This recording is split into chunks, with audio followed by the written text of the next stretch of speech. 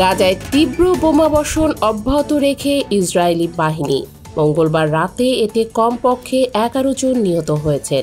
এদিকে প্রেসিডেন্ট ট্রাম্পের মধ্যস্থতায় গাজার যুদ্ধবিরতি আলোচনা যখন প্রায় ভেস্তে যেতে বসেছে, তখন সেই আলোচনা পুনর্জীবিত করতে মিশরের রাজধানী কায়রোতে পৌঁছেছেন হামাস নেতা খলিল আল হায়া। মঙ্গলবার রাতে ইসরায়েলি বিমান এবং ট্যাঙ্ক গাজা সিটির পূর্বাঞ্চলে তীব্র বোমাবর্ষণ চালিয়েছে। প্রত্যক্ষদর্শী ও চিকিৎসকদের মতে এতে 11 জন নিহত হয়েছেন। এর মধ্যে জেইতুন উপশহরে 2টি বাড়িতে 7 জন এবং শহরের কেন্দ্রস্থলে একটি অ্যাপার্টমেন্ট ভবনে 4 জন মারা গেছেন। এই হামলার মধ্যেই হামাস নেতা খলিল আল হায়া কায়রোতে পৌঁছেছেন, যেখানে বুধবার থেকে মিশরীয় কর্মকর্তাদের সঙ্গে আলোচনা শুরু হবে।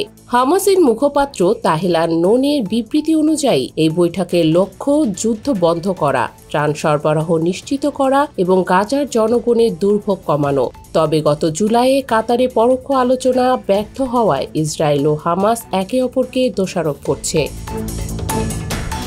এদিকে প্রধানমন্ত্রী বেঞ্জামিন নেতানিয়াহুর অক্টোবরে গাজা সিটির ওপর সামরিক নিয়ন্ত্রণ সম্প্রসারণের পরিকল্পনা বিশ্বব্যাপী সমালোচনার মুখে পড়েছে।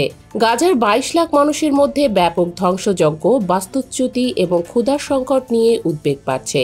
ইসরায়েলি সামরিক প্রধান সতর্ক করেছেন যে এই পরিকল্পনা জিম্মিদের জন্য ঝুঁকিপূর্ণ এবং সৈন্যদের জন্য মারাত্মক হতে পারে।